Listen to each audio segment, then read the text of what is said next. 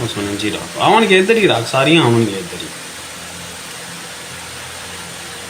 ਇੱਧਰ ਆਉਣਗੇ ਸਾਰੀਆਂ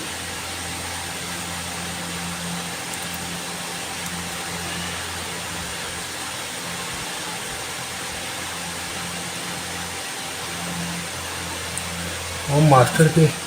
उन्होंने बुला रही है ये इशारा करेगी उन्हें ठीक हो गया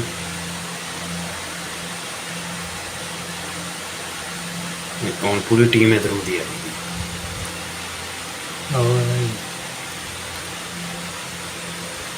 पीछे माई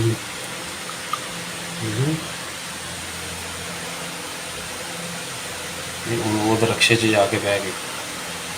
सारा निज़ाम सैट चेक कर रही वो इधर गई वो दो अंदर वड़ गई हूँ मेरा गेट नहीं आता पे इस कैमरे च बड़ा मसला है कितनी देर लावांगे 11:10 ते आई बाद में सेव कर रहे हैं यूएसबी सुबह व्हाट्सअप करता हूँ पेमेंट ये उन्हें भी आ गई अंदर चलो देंगे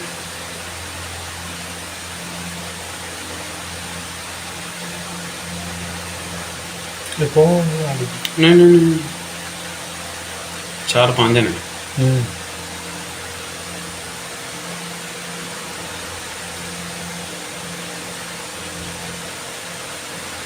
पता नहीं कहीं गया ये काफ़ी टाइम लग गया है टाइम काफ़ी लग गया फास्ट करो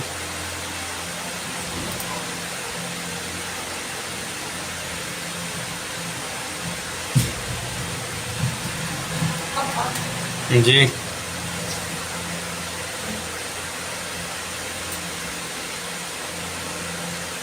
चौदह होनी लगी उधर में चली गई कैमरा नहीं है ना उधर 5 मिनटा काम 5 मिनटा काम 5 मिनट लो उधरों की चलिया गई ने हाँ उधर निकली बाबा ये फिर उधर कच्चे नु चलिया गई हाँ रोका बाहर